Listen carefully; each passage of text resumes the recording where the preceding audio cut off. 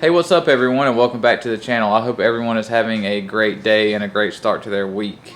So I've had a lot of questions lately on what is going to happen with the new build, and I've been keeping a lot of people in the dark, and it's time to let you guys know what's going on with this with the new setup. So I am moving forward from the old block. There will be a video up eventually on what all the issues were with that block, but not right now. So hold your horses. Anyways, so I'm gonna go ahead and show you guys what all I have gotten so far for the new engine. So starting off, as you can see, I got the old crank on the left right here, and I have a new crank on the right. So shout out to Alan for this crank. Alan hooked me up with this good standard Cobra crank.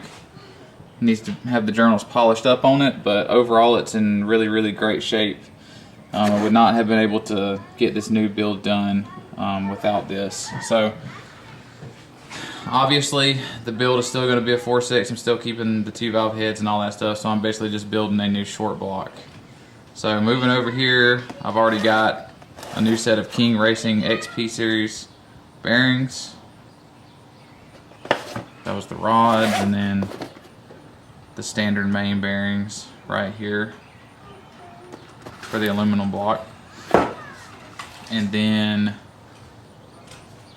here's the caps for the new block. So I'll go out here and show you guys the new block.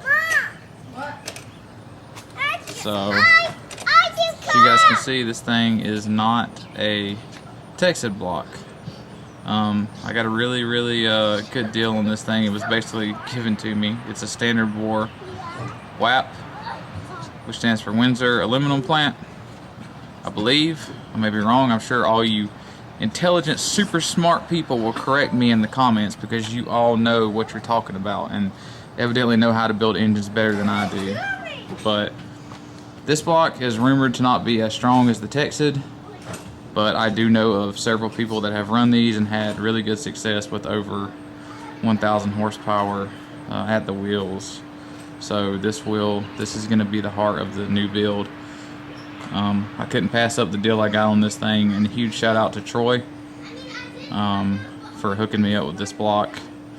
It's in really good shape. I've already went through and deburred all the aluminum, all the sharp edges and stuff inside the block with my Dremel. This thing is really clean, and you can even see the somewhere on here you can see the casting number on it, or the part number. I'm not sure where it's at. Here it is right here, and it's upside down. There is the casting number and the W for Windsor. Cylinders look good. So that's really all the parts that I have for the build right now. That block has to go to the machine shop. This crank right here has to go to the machine shop. I'm hoping that maybe I can save the old crank. It's got some aluminum on the mains that needs to be cleaned, but I'm hoping that it'll polish out. So we'll see about that. I'll see what the machine shop thinks, because I'm not a machine shop. What else? So also with the bearings, huge shout out to Jordan at Modular Head Shop.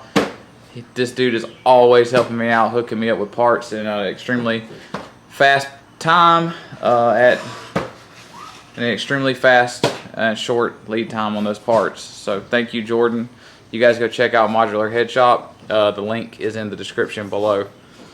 Also have another set of Mod 2K pistons ordered for this engine. So it's going to be that block that I just showed you guys will get bored 10 over to a 3, 5, 6, 2 bore.